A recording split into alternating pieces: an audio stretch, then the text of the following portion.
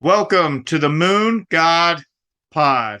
I'm your host, JwowLax, also known as Jason Harrell in real life, but in the Akko world and Discord and, everything social, JwowLax, I'm your guy. With me always is my main man, Lovox, co-hosting the show. And today we are welcoming not one, but two guests. We've got JB at TrailerTrsh, an official Moon God, and we've got a special guest, and we'll get to why he's hovering in the corner, Mr. RD Rodger Dickerman. Gentlemen, welcome today, and thank you for being on the show. Thanks for having us. I'm super excited to be here. Ditto. Thanks for having us.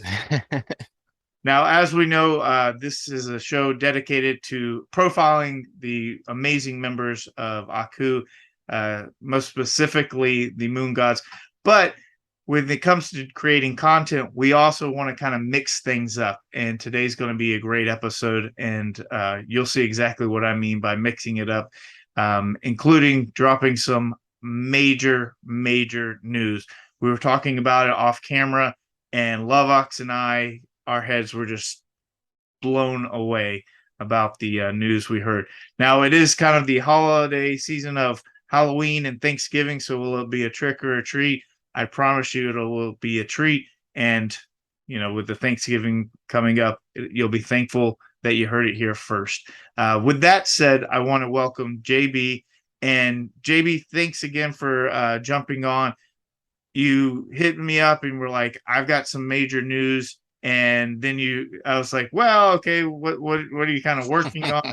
And that's what's interesting is because like we know each other through like the Discord in this community, but this is what the show's all about, is really getting to know. And you were like, I've got something big cooking.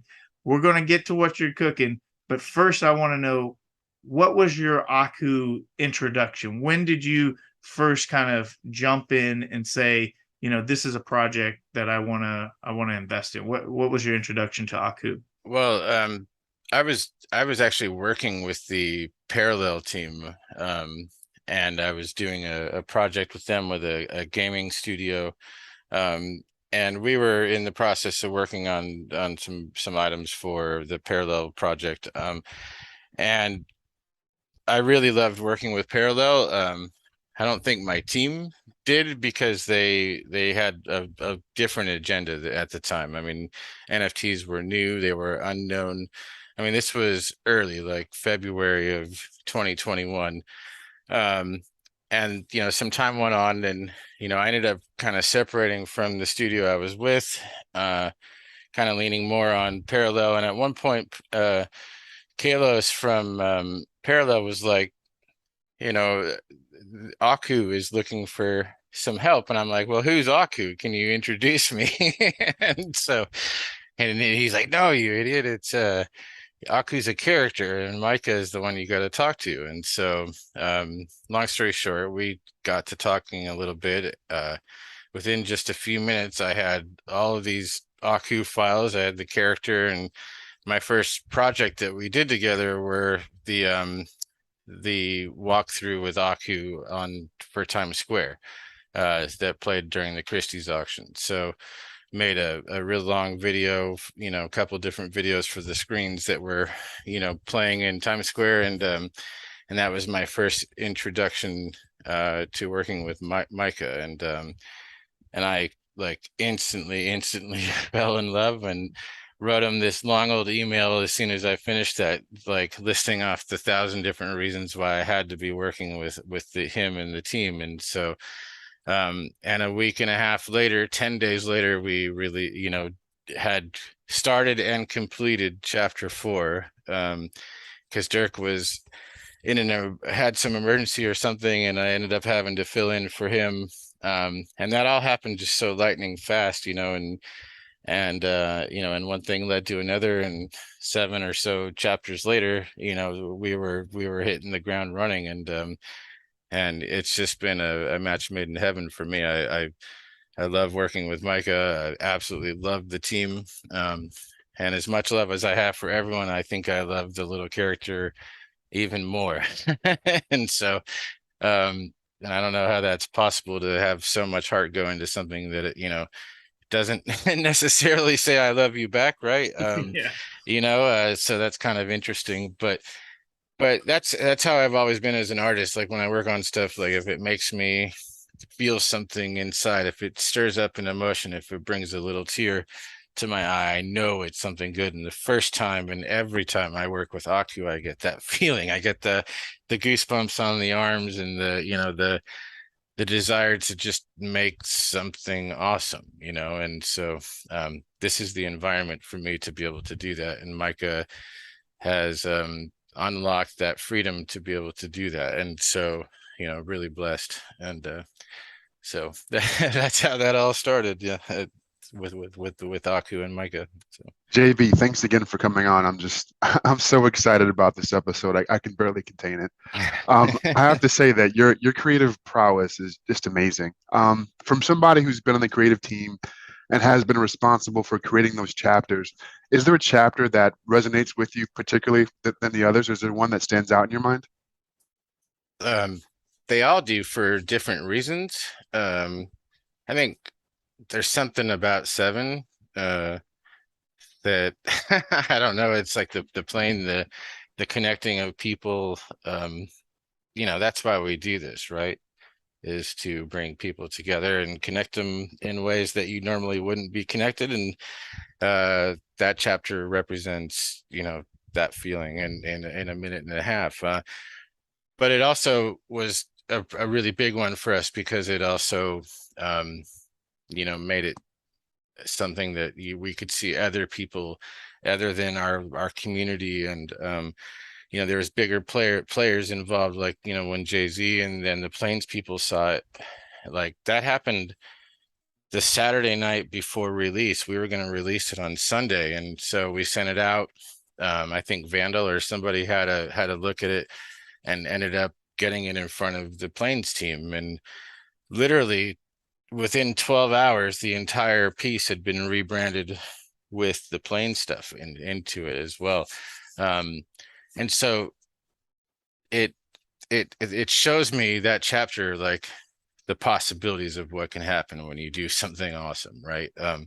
You have this ability to connect people with the plane flying from one person to the next, but you also have the introduction of these big players coming in and starting to work with Aku, which in itself is a huge, significant stepping stone in our progress, right?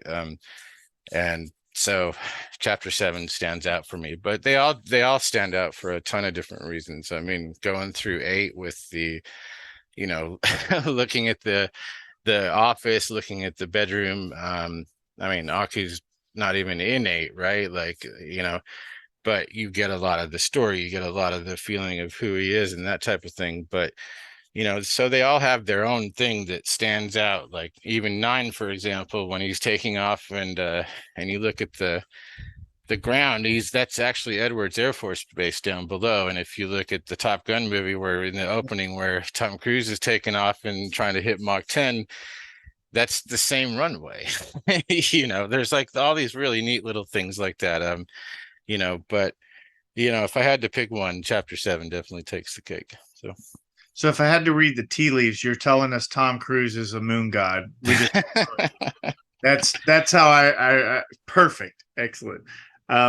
We talk about like are you a chapter guy or an Akutar guy? Because it seems like a lot of people are stacking one or the other. And then there's there's like guys like me and Lovox that have healthy bags in both. And then of course, then you get a guy like Prinksky that's just filling his bags with Akutars. Who knows exactly what all he has. I think for myself, I love the chapters and I love the actual art and aesthetics. I also see the more utility of what the Akutars can kind of offer. Is there, as a creator, which is more interesting to you? Like because I feel like the chapters are almost like filmmakers, and then the Akutar angle is more like game dev. So is there anything that you kind of enjoy more or prefer? Well, I love still telling a story, and and wherever there's an opportunity to tell a story that's where I want to be, right? So I would probably lead on the chapter side of things, but you know, and full disclosure, I actually didn't even work on the PFP collection. Well, I shouldn't say that. All of the chapter backgrounds for the chapters that I worked on, I did those backgrounds for those, you know, into those cards. But design wise and everything else, I wasn't, you know, a part of it. But I find a really strong connection to all of them, because of the integrity of the art that's, you know, done. The art is just so absolutely phenomenal, and getting a chance to work with it with, you know, some other things that I've been doing, you know, you really get to see how much effort went into that. I mean, all those traits, and, you know, there's some really amazing work in there. And so, you know, it's hard for me to say which one I prefer. I mean, you know, I lean towards storytelling, but I have, you know, my megas that I want to do storytelling with. So they kind of join hand in hand, because, you know, you can do storytelling with the PFP with, if you have the megas with the, you know, with the rights and that type of thing. So I don't know. It's a very hard question to answer, because they're both loved for totally different reasons, right? It's like But I think, picking your children, you know, yeah, what's your favorite, you know. but it's also like, you know, looking at an old version of Steamboat Willie, right? And then wanting to see where that comes, you know, down the road. But you know, in order to get the stuff down the road, you had to have more than just Mickey. You had to develop a whole bunch of other characters and things along the way. The Aquitars allow us an opportunity to, you know, to do that. I mean, there's like, look at all the PFPs in those. There's 15,000 different personalities that stories could be told around. So I don't know. There's a there's a lot of possibilities with all of it, um, but I really think building on that and telling stories with these, you know, these Aquitars is the way to go in the future, and you know, to get more content out and that type of thing. But I don't know. I love them both, and I love them for different reasons, like I said. But yeah, if push came to shove, it would be the chapters. So Well, I don't want to keep our listeners waiting anymore, because I know if I was sitting there watching this, I'm like, there's alpha in this episode. I like, when are you going to drop it?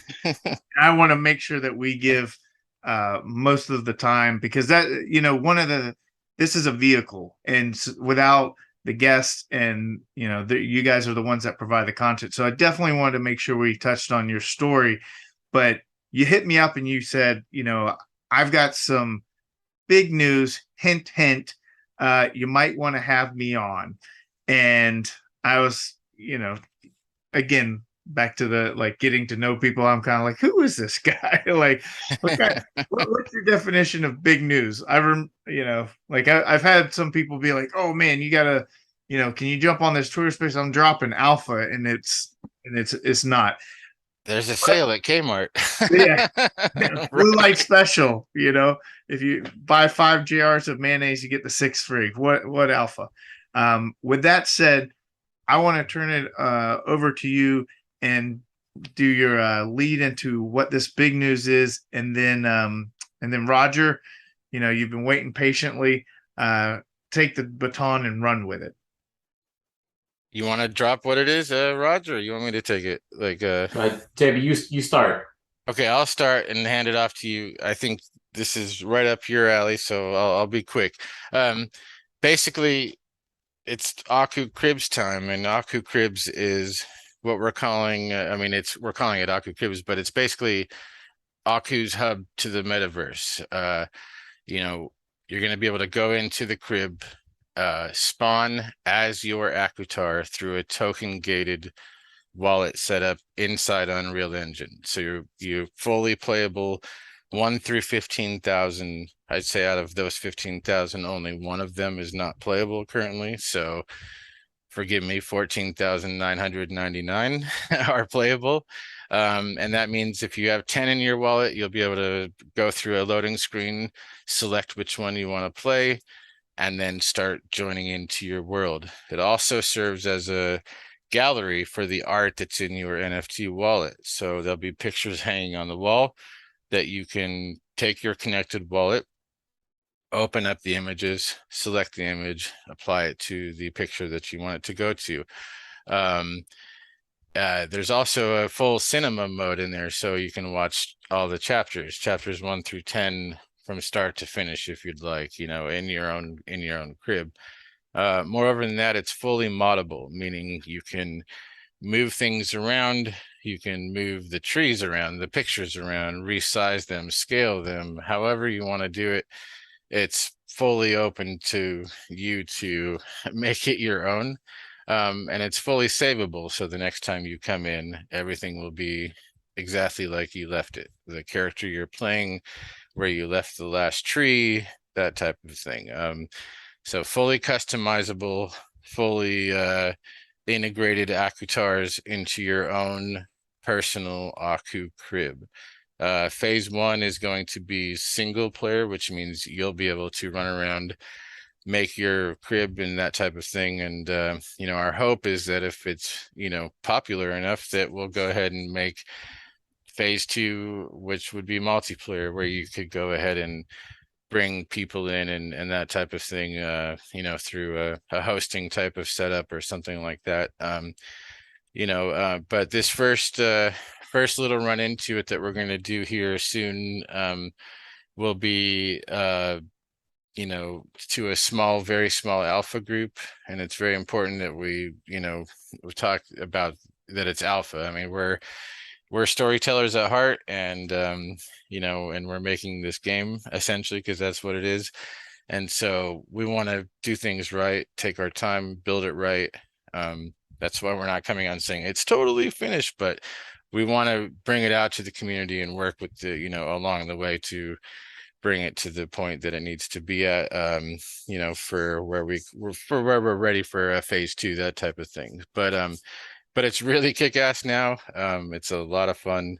And with that, I'm going to give it to Roger to take it from there. So. Well, it's a great intro, man. And just taking one step back, let's call it 6-ish weeks ago, I remember going on some of the early, when we revamped the Aku assemblies on Thursdays, right? The Twitter spaces. I remember going on one of them and saying, there are really 4 big things in the works. And the first 2 of those things were framed around literal utility. So that was the Football League, right? Football League launched, allowed Akutars to participate. That's still ongoing for the remainder of the football season. Then there were the Mega OG commercial rights. I thought that was really interesting for the reason of, Aku being such beloved and protected global IP, sort of meeting the community in the middle and saying, here is a character that can be yours as well. I thought that was a very monumental undertaking. But in the back of my mind, sort of knew that these other 2 dominoes, the other 2 of the 4, we're not going to talk about the 4th one today, but those 2 dominoes, specifically this one, was the one. Like this is a big deal. And I think at that point in time, seeing all the incredible work that's being done cross team with obviously JB spearheading Aku Cribs, it's it couldn't really be teased out too early, because again, this is big. This is big. This is a high fidelity. Really 3 features stand out to me. Number 1, the wow factor is wearing your Akutar. And that's your digital identity, and being so seamlessly able to swap. Let's say you have 17 in your wallet, just be able to go boom, boom, boom, boom, and run around only as you. I think that's incredible. The high fidelity art environment, being able to swap out art on frames, stills for now. I think that's incredible. Galleries like that really don't exist within the NFT space. We've seen incredible players in the NFT space. We've seen On Cyber's done an incredible job. That's within WebGL. This is Unreal 5. This is a very, very high fidelity environment. So that speaks to my heart as an art lover. I love to see that on the walls. And then the environment resizing. I think that's an incredible feature, being able to move objects around, blow them up, shrink them down, move them outside, move them inside, save your scene and setting. You're really talking about constructing your crib exactly the way that you want it. So I just think there's so much richness to these features. It couldn't be released too early. And so it became this like zip in our mouths and sitting on our hands and just being like, we're building. Like every Thursday, and there were a lot of really exciting, right? Trust us. And I always went to the community with this. It's like, I really do believe there is a history that trust makes sense. Aku always delivers.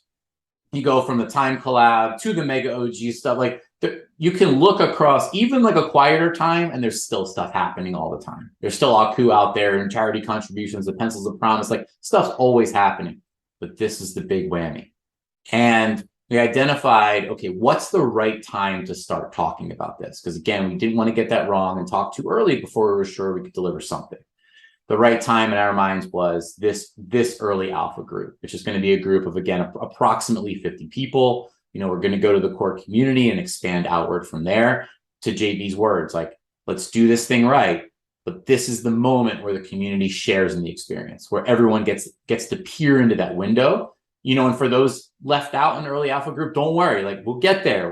But we're letting everyone into that visual, like see the power of that visual, see the power of these cinematic trailers that are produced, and like, let's go. I mean, this is I'm kind of speechless when it comes to the enormity of what this road means. So it's one thing to hear, you know, you guys talk about it.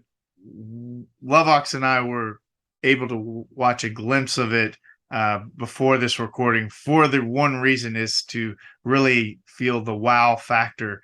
I'll speak for JwowLax and say, wow, like our Akutars are like running around in this virtual space. and I want to be clear, like I told you guys this, there are certain characteristics that we all gravitate towards and we like, and then there's others that you just don't really vibe with.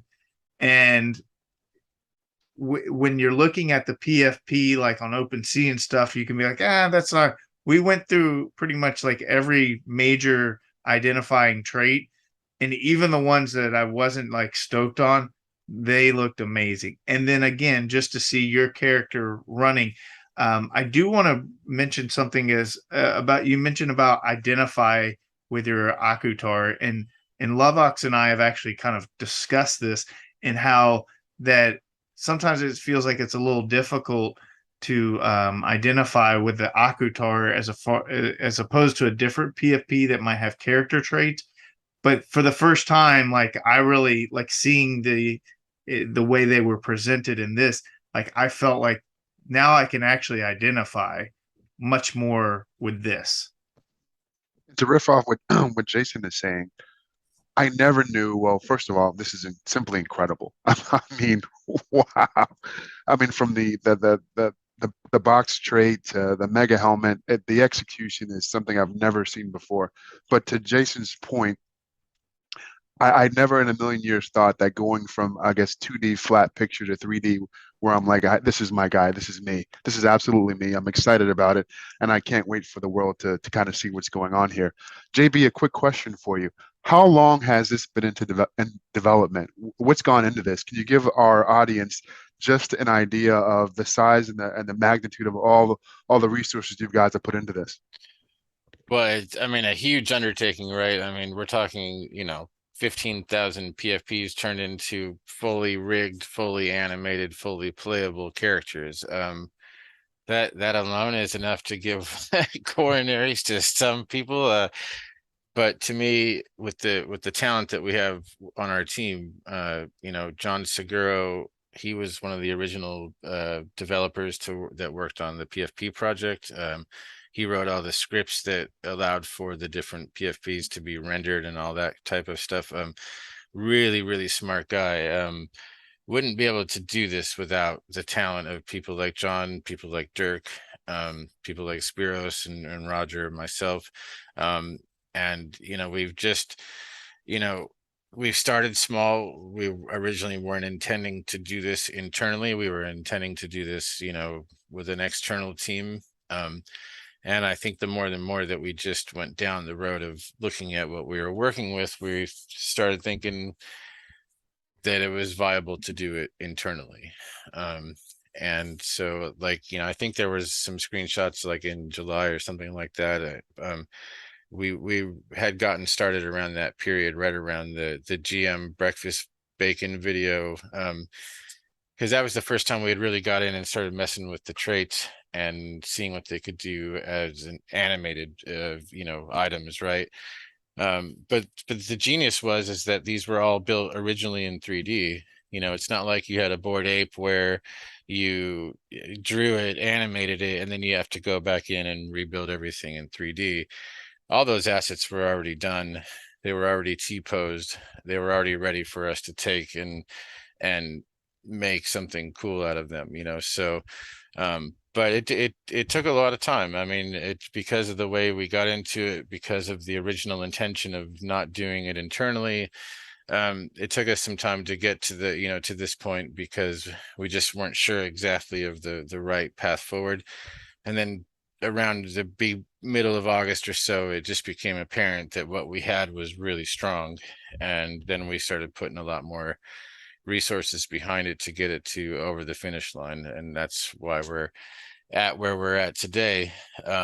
You know, it's a really strong, really amazing product. One that gets you intimately close with Aku and your Akutar, and I love every bit of it. So JB, every project pretty much out there has, you know, the first thing they always come to, as if it's the easiest thing in the world, is like, now that we've minted, we're gonna make a game, a play to earn game. We've I've talked to Micah on a couple occasions, you know, and he's just like I think he was even like on Spaces or something. It's like, did these people just not get it? Like, it's hard to make a game. And of course I didn't get it, you know. Like, I we went to Galaverse, you know, with Lovox and I have talked about this, and Gala's got a lot of games in the pipeline, but they're like 2 years away from play testing. Yep. So when I see this, I'm just amazed by, like, I don't know exactly what your timeline was to get to where we're at today. And there have been snippets that have built up to what we saw. But are you guys like on like this accelerated plan, or like so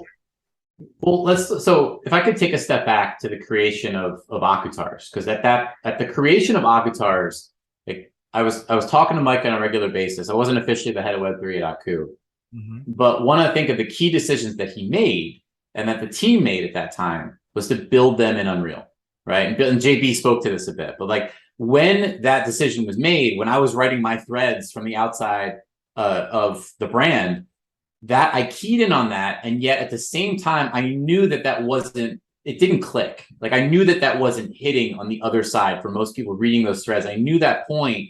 It's kind of this gloss over point. It's like, oh, these Akutars are built in Unreal Engine. That gives them opportunities to do X, Y, or Z in the future. I felt like that was just kind of, you know, you gloss it over, you kind of move on to the next point. And why? It's like, that's not to the fault of anyone. It's just, it's unclear. What does that act?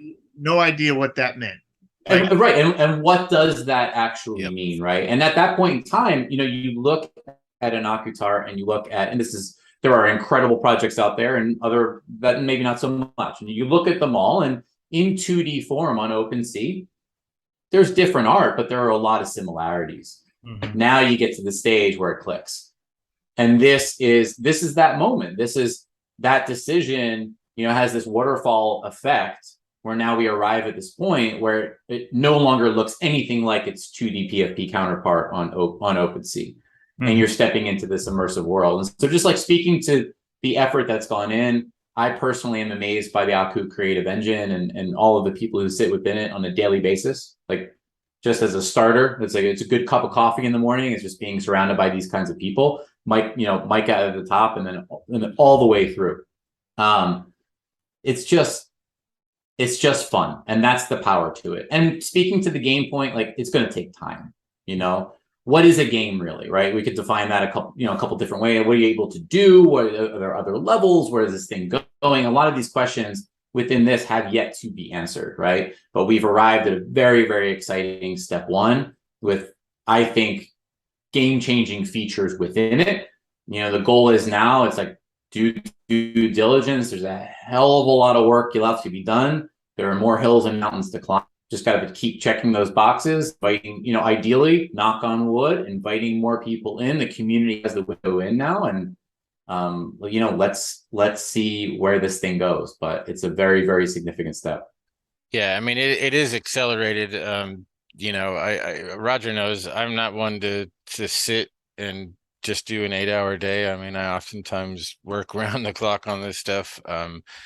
You know, but I think it's important, you know, for us to get this out there.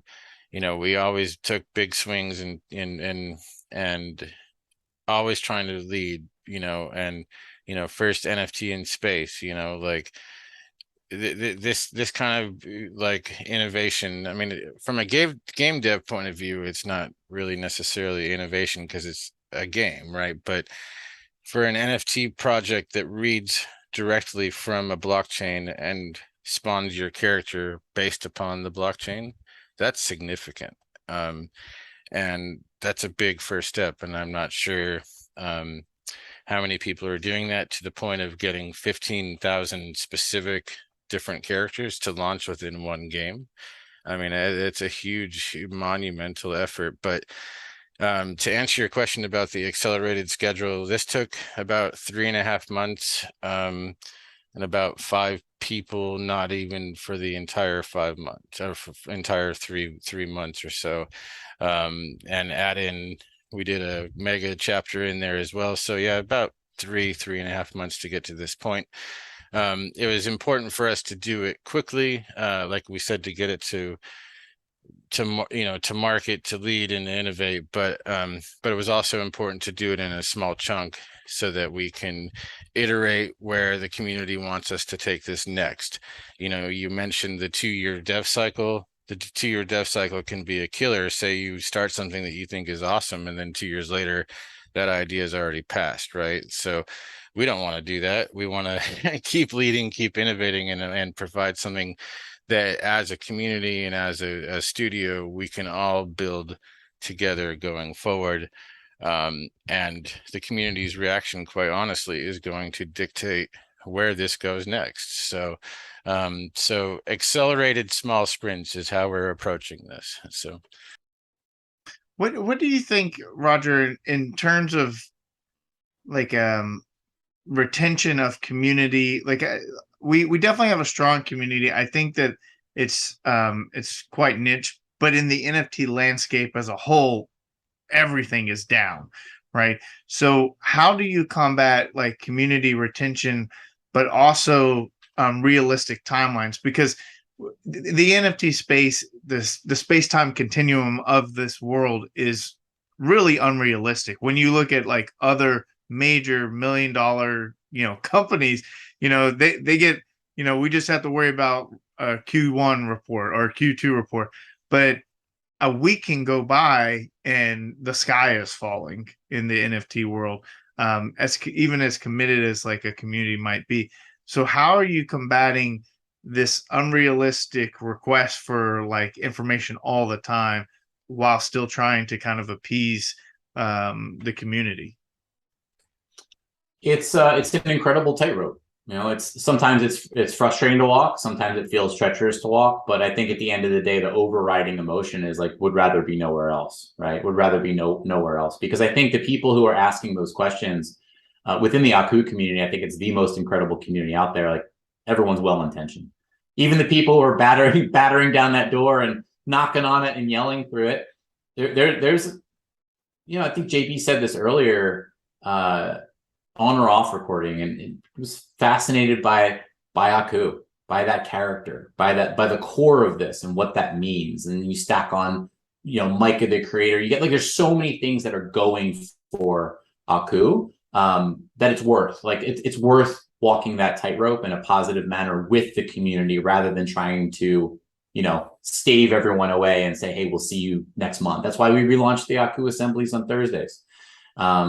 The other thing too the other point is there's enough going on now. And part of it is organization, clarity, mission. Like, everyone wants a piece of Aku, right? I've said that before, being able to be in some of these, in some of these partnership conversations or brand conversations, almost everyone, right, sees there's something special here. And that's pretty cool to witness. And so what we see happening is you do see, Micah, Summer, Aku out there making appearances across the board. You see the Google appearance, you see the Visa and the Disney appearance, you see the appearance at Boardroom, you see like all of these things are happening like clockwork now because Micah goes overseas to be a curator at the Art and Space Summit in France, associated with some very, very big people and brands. Why are these things happening? This is special. And so my hope is in walking that tightrope, we do get into a framework of realistic expectations. Why? Because even in the worst week, there's something to see. You see this team out there doing real things and participating in massive events, partnership situations that very, very few other NFT brands have the opportunity to be in the room with. So you have all of those as breadcrumbs, right? And then you have things that now have just been like kind of taken for granted, and we can kind of laugh at that and chuckle together, but like the football league's just humming along, like $2,500 out a week, and something fun to talk about, but it's just kind of going. Mega OG commercial rights, and the co-creation of content, like now that's just kind of going. All that stuff is it's a thing, but you put all these pieces together, you stray out to what might the future hold in a physical space, and then you get back to cribs. The diversity of this has to matter as the sum of all parts is greater than the whole. Like it just, in my mind, it has to. Like in my mind, going in front of the assembly 6-7 weeks ago and saying there are these 4 dominoes that are set up, in my mind, I'm thinking, and I'll tell you this right now, like I firmly believe that 3rd and 4th domino, as they tip down and this gets clearer and clearer and clearer, and we keep walking together, like it just has to matter. Like at some point it's just too much and the dam breaks, and then there we go. And then that's the onboarding of the new, right? And we saw that with Akutars. Yep. We saw that significant onboarding of new people. Now we had some unfortunate situations around Akutars. We had, people encountered that contract error when they were very, very new to Aku. Maybe didn't know the firm footing that Aku had with or without that capital, right? And that's the truth. Look at Cribs, right? That was built after that, right? So that didn't stop anything. And then now we get to this new inflection point, and that's this domino falls, another one falls, and then bring it on. Like we're ready for that next phase of adoption. And I think it's time for it. I think I can say without a doubt, I've not yet seen a PFP project display your art in the way that we're doing this now. The way that looks is incredible. The way that we can play the chapters through video mode is incredible. The way that you can dig into your hardware wallet or your wallet and store art is absolutely incredible. JB, can you speak to some kind of long-term vision as to how this Aku crib potentially morphs out to bigger things along the way?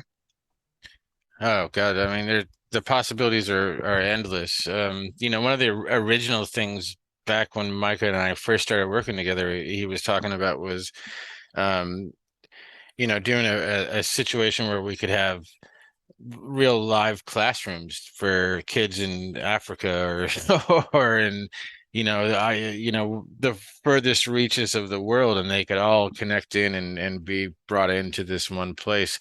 That's one thing that I can see happening. I can see, us using this as a place for community-driven events. I can see things like in real life virtual concerts, right? Like, so it's really happening somewhere, but also happening inside of an Aku crib, maybe a Pusha T concert, for example, inside of a crib or something like that. That's really, really interesting. But I also see it as an opportunity to develop even more for your Akutars, more things that your Akutar can use or forge or create. All I know is that this gives us a foundation to do almost anything, right? Because with these assets, we can create all these different movies and stories and, snippets of entertainment, but we can also create really rich gaming experiences with them. So to tell you exactly where this is going to go, I don't know. And I really mean what I say about the community is going to dictate where this goes next, right? Like the response and everything else will show us what areas we want to focus on and that type of thing. I've got ideas coming out of, you know, the proverbial a-hole, so to speak, right? Like I like 2D side scroller game with Aku that's like chapter 7 side scrolling, where you're playing with the plane, for example, you know, in a Mario S type of environment. I think you've seen a video teased around of the flying Aquitar in the full suit from the Mega first chapter, Mega 1 chapter, right? I could see a game being developed with that, but ultimately it comes down to, you know, the team and the ideas that the team has. It comes down to the community, the ideas that the community has, and we listen to it all, and we'll make an assessment in terms of what's going to be best going forward.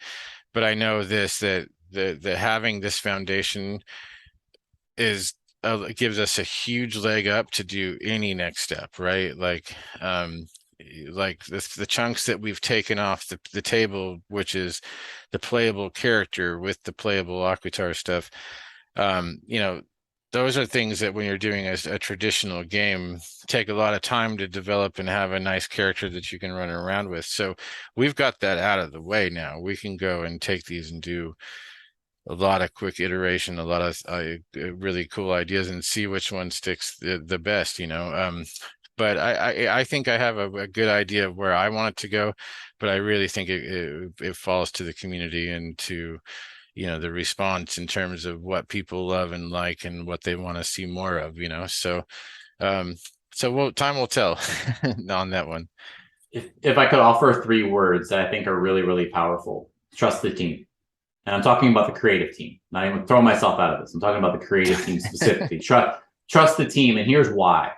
You know, Jason, remember talking about the built-in Unreal, right? Didn't know what that meant at the time. And the only reason I did is because I have the artifacts background. I've worked with Dirk for a long time. You work in Unreal over there. And so I got clicked in. He didn't. It doesn't make any sense. That gave the clean palette to say they were already created with an end in mind, a very flexible end in mind. That was step 1. Mm-hmm. Now step 2 clicks in. That's Aku Cribs. Okay, Aku Cribs happened because of that decision point. Aku Cribs is an entirely new wild palette. But think about the reaction you guys had, just seeing some of those teasers, seeing some of those snippets, seeing the power of what was developed with the palette offered by that first decision. That was a creative team decision. Now the palette expands. Mm-hmm. Now the world gets more magical. There's creative team's going to make good decisions. You know, community is going to be taken into account, but like they'll make good decisions, and magic will happen with due time. Yeah, I've always worried that when we say we're building, that people are going to not believe us, but we are, and we constantly are, and we aren't stopping. I think that's really the most important thing. We love what we do too much to stop. And so even if everyone told us like you can't do this anymore, I still think we'd probably find a way to keep doing it. So one thing's for sure is you guys are playing 4D chess, you know, and I've believed that, and even from the first time like you and I met, which, you know, at the Ferocious thing, and I just asked you, I was like, why Aku? And you were like Micah Johnson. You know, and Micah, I think, as creative as he is, you know, just being an ultimate team player gets like, you know, in baseball, you can't, you know, you have different responsibilities, and you cannot win the game by yourself, no matter how great a pitcher you are, or hitter, you know, for that matter, to use a sports reference. I do want to bring up something that I think is very important and can get lost within our Aku ecosystem, because while we are all bullish within our own bubble, a big part of it is the expansion into, I guess, mass adoption, even beyond just the NFT Web3 community, because that's the whole vision. Micah, you know, his vision is to be the Disney. This is like the new Mickey Mouse, you know, in a well-written, perfect storytold, you know, scenario. My thing is, it's not to sit there and say it's been done wrong. It's just what I really have a hard time understanding sometimes is the amount of amazing things that have happened. You know, the Time magazine, the NASA, certainly the partners. and it just feels like a lot of times, like it is not getting the notoriety. Like I feel like if this happened, like my local TV station would be knocking on my door at some of the iconic things that have already happened.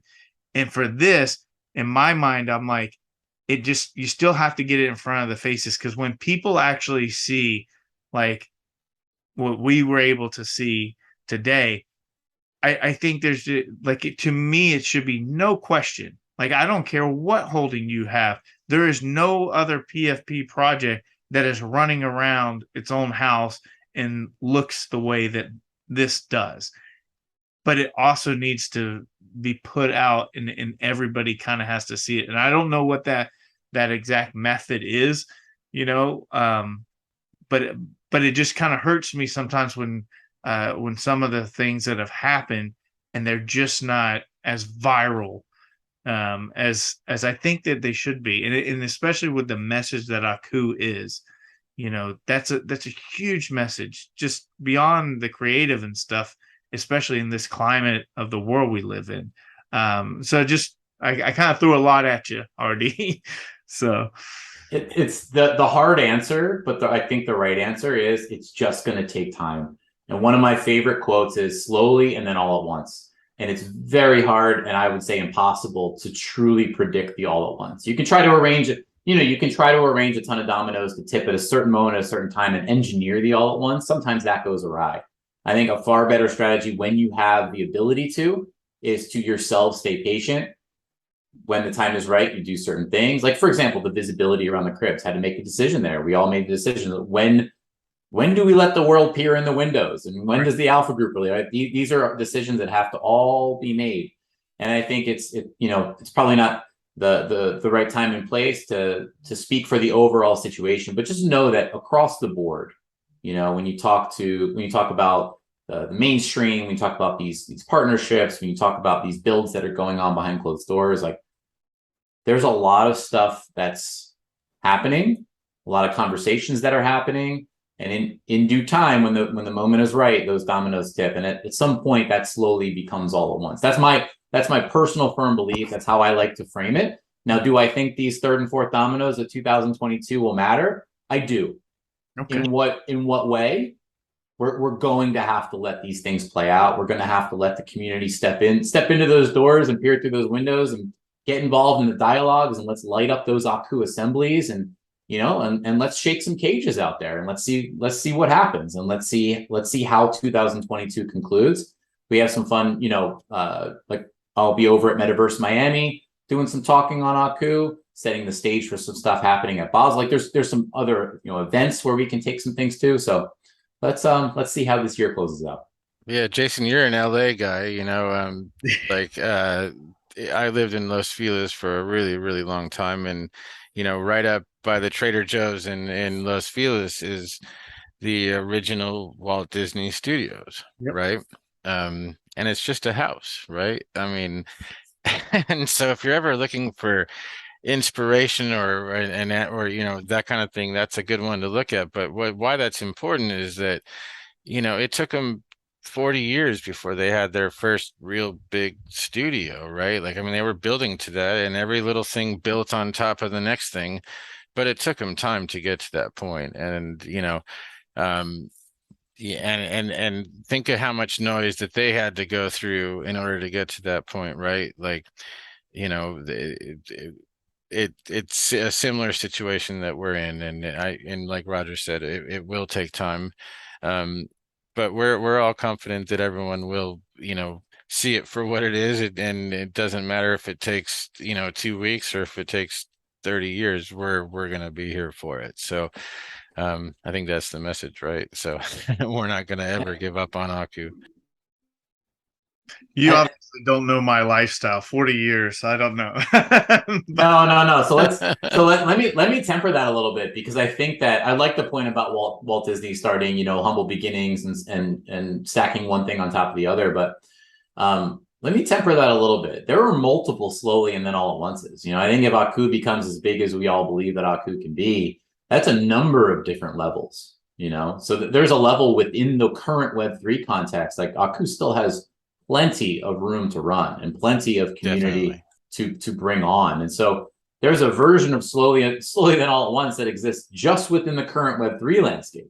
Mm-hmm. Then there's another version of it that levels up as that landscape expands. And there's another version of it that expands out to the mainstream. So there are a number of very, very fun stages that can be leaped to, knock on wood, in due time, with releases, with communication, with community, like all of those things in place. So JWoww, don't feel as though you have to wait 40 for this one. I won't make it. Human psychology says that we try and find something that we can connect to comfort us. So the hardest issue, I think, in this Web3 space is that it's new. If you watch the old clippings from like the early 90s with Brian Gumbel saying, so what's this internet thing? And what do you mean I'm going to send an electronic mail? And the internet's a fad. And then the same thing with social media when like people first started tweeting in MySpace pages, and it was like, who really cares what you're eating for lunch? Turns out millions of people actually care, or have interest. So when I look at Aku in this space in general, like it's like, well, who's going to be the Friendster? Who's going to be the MySpace? Who's going to be the Facebook? I do think that there can be multiples in this arena. It's not going to be dominated by one. And even in the social media, Snapchat has its market share. TikTok, no, I don't think anyone thought that anyone would come and overtake Facebook, but TikTok is right there now. So I look at Aku and I think this is early days Facebook, like when I can't think of the is it Choi or the artist that they couldn't even pay him, so they gave him equity to paint the mural. Go, yes, and they gave him the equity. What an amazing painting that turned out to be for him. Or Elon with Tesla, or even SpaceX for that matter.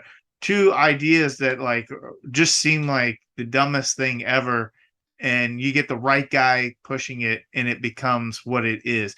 That's where I feel like Aku is. But then I have to remember the timeline of the Facebooks, the Teslas, the SpaceX.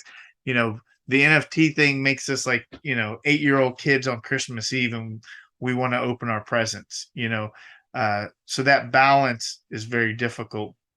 Do you see that comparison? Like, am I okay in kind of thinking in that terms of like the Facebook, the Tesla, like this? I don't want to put that pressure, but like that's kind of a similar trajectory as far as just expectation and growth. Depends where a brand wants to go. It depends where a brand wants to go. I think this is it's very weird because a lot of things are neat. Like, so that analogy you gave. But then you could also go the other way and throw in like the character IP analogies as to how multiple like characters or bodies of IP across anything, across comic books, shows, movies, you name it. Like you can also bring that into the equation and mash them all together in the middle. it's a brand new space, and pardon my French, but like shit has to be figured out. And I think the most important thing is resting on the strong foundation of a generational character, an incredible creator, on down the line to the entire team, the foundation that's been laid, how it's walked through Web3 to date, how it's released NFTs to date with chapters, with Akutars. Now we're sort of approaching the next era, like the next era of Aku within Web3. What does that mean? Well, I think, you're starting to see these dominoes, to continue with that, keep hammering that analogy. You're starting to see these dominoes that really matter being set up. And again, just like we looked at the Unreal characters and what that might mean, now we can look at this new set and be like, oh, like let's stream a little bit. I think that's really like to pull all the way back and what is today, why are we all here? Like, let's take an exciting moment like this to do exactly that. I think it's the right time to dream. It's the right time to look at the progress that's been made and to be like, wow, cool. All right, here we are. Run around a little bit. Throw an octopus helmet on. You know what I mean? and let's go and let's have some fun. Like, let's have some fun. That's what I would encourage from the broader community. So when this comes out, it's interesting to me, if I'm reading my tea leaves correctly, that it's before we're going to be in Miami. What kind of correlation do we maybe have with Aku World with this? Is there any kind of you know what I'm searching for? What's gonna happen in Miami? We can't give you anything. Can't give you anything there. Let's stay on topic, sir. Well, I would say, like, I think that, like, an installation, like, so when people do visit Miami and they can see this and kind of get like an education, because I am, when I see what Mike is doing with his physical art again, like, I think there's something to be said about that. Like, if I own the NFT and then, like, there's this physical representation that Micah has painted, um that art collection, like when the physical art collectors really kind of turn and find some value, in the digital, what does that all mean? And art baseless, last year I didn't know what to expect. I'm not an artist guru, so um now I'm kind of sitting there saying, like, like, there's definitely a bridge that can be gapped, you know, other than Fewocious, doing like a lot of physical painting himself. It's like Fiwo and Micah, like, just all roads lead to them. And look at the enormity too. Like, let's go down Aku physical road. Like, you want to talk about innovation? Remember that first Nifty Gateway release where Art Angels in LA was vaulting the first ever Aku statue? Yep. It ended up going for over $300,000. Like, I thought that was an incredible. I think I bid like $60,000 in that, which was a ton for me. I was like, but I got to take a swing at this because I just think this is going to be, incredible. So the physical innovation really starts there, and you have Mike obviously with his art that predates that by a good bit.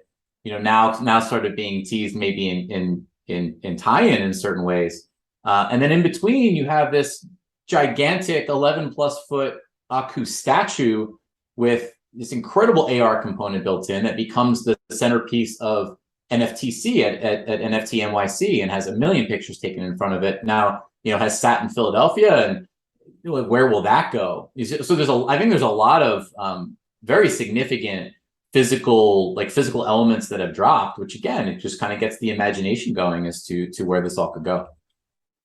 I've essentially been speechless throughout this whole conversation, just, with the presentation of Aku Cribs, and then just kind of sitting peacefully and thinking of all the things that have kind of been done on a strategic level, right? So you're teasing this. We have the Akutars. We have Micah actually painting pictures of Akutars. We have just all these things that are being put together, and to me, it just speaks to the larger plan in place that we may not necessarily see, but man, it's incredible.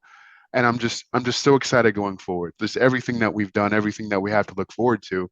It's just been, I mean, it's not even a question, it's just a statement. This whole journey has been it's been amazing. And you look at the Discord and you see Glitch and just all the friendly faces and the wonderful conversations, and hey, I'm going to be here, or hey, I'm going to be there.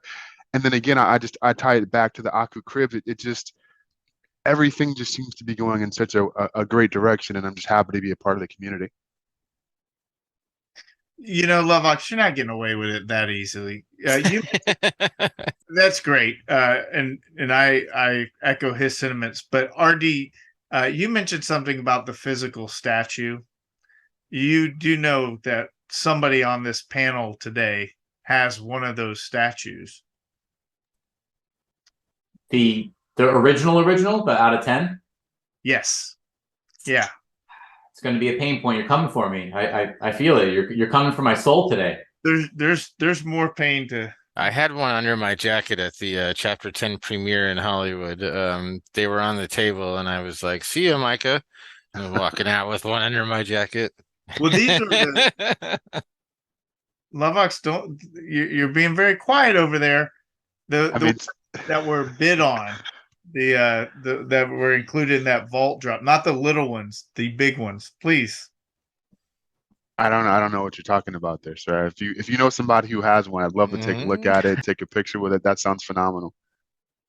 Right. Yeah. There's something going on here that I am unaware of. Yeah. Well, we'll divulge after the show. But yeah, that physical, that auction, I remember watching that live, the vault piece. It has since that vault piece has since changed hands this over the summer. But that was a hell of a time to be alive in the NFT space. It was incredible. Yeah, that was great. So we were actually reminiscing about that the other day, and we were talking to Wiggles and about like the NBA Top Shot days. Now, Roger, I want you to. We'll have our own special episode, for you as just about your Moon God journey and everything. But for this episode, I know you've got to get out of here shortly. Any closing statements or thoughts on today? Oof. I think I'm going to take this opportunity to double down. I'm going to double down. I think we talked about a lot today, and I hope by the end of this conversation, something I reflect on all the time is I think Aku, and this is taking cues from Micah, and I think it's how a lot of folks on the team roll. Dirk at work, right? At work, JB always doing things. Myself, like for Summer, definitely like it's kind of a humble team. It's a very humble team, and sometimes I think that sometimes that impedes the hype, right? This is me sort of breaking out of that humble shell and saying and reflecting on this dialogue that the four of us are having in here and now. I think this is the perfect day. It's the perfect day for Aku at the current place and time, with all things considered. The message is have fun. Like, we're all part of this thing. The tracks are there, like they're there, and this sort of decision tree from here branches out very, very wildly. Trust the team, have fun, go nuts, rattle the cage. Like it's a very, very cool moment. And so dream, I think that's right. Dream, right? Build worlds around dreams. Build your own world around this dream, and let's go and just have fun. That's my message. That's all I have to say today. It's a great one. Any closing thoughts, JB? Well, I mean, how could I not just reinforce what Roger's saying? I mean, everything that we do comes from a dream. It starts with one big one, and then there's thousands of little ones that come along the way. And so what you're seeing and what we showed you is a byproduct of thousands of little dreams that have come together to make this one big one. And yet this one big one is part of another 1,000 little ones, right? And so it's really interesting how it all goes. But yeah, never stop dreaming. That's why we're all here, is because we always wanted to, bring our dreams to life. And so we're in an opportunity where we can. And Aku gives us that opportunity. Working with Micah gives us that opportunity. And having a great team gives us that opportunity.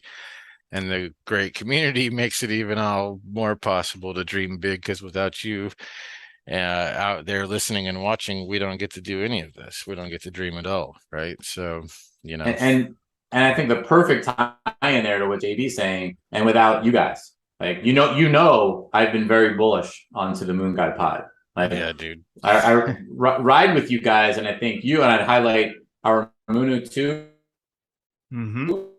as well, and some of the thread writing that he's been doing, some of the amazing things that he's been doing. But like, this is the stuff, and you guys picking up this tour, I can't tell you how much fuel that gives us, right? These kind of forums matter. These kind of conversations matter. They provide different angles, different thoughts, very unique stories. Like, I've been compelled to go into your episodes and pull quotes and tell a story with the quotes that only exist because you guys put this out there. So you're playing like a huge role, like part of the broader and the larger team that is really at play here within the Aku mission. So thank you guys. Yeah, thank you so much. Thank you. Ox, close this. No, I just want to say thanks again, Roger, for giving us Roger and JB for giving us the forum to present this information, to our audience. And to the audience, I want to say it's simply incredible, and I can't wait till we all can see and have our virtual Aku gatherings in our Aku cribs. That sounds amazing, and I can't wait for it. Well, I want to say thank you guys, RD, JB. A great surprise, some amazing alpha today, and really happy to be able to have these, what I'm going to call our special episodes. I actually have a couple that I'm working on that will kind of be outside the Moon Gods. It's going to be something I'm working on. It's kind of like the featured Moon God or honorary Moon God type of thing. And so stay tuned for that. But man, don't want to take anything away from today. So for RD, JB, Lovox, I'm JWoww. Stay connected, guys. Like, sub, comment. The more that you guys help us, the more that we can spread the wonderful world of Aku to the masses. And more importantly, just tell everyone's story. Everybody has a story to tell. And boy, I sure would like to be the one to share it. So we're going to see you next time.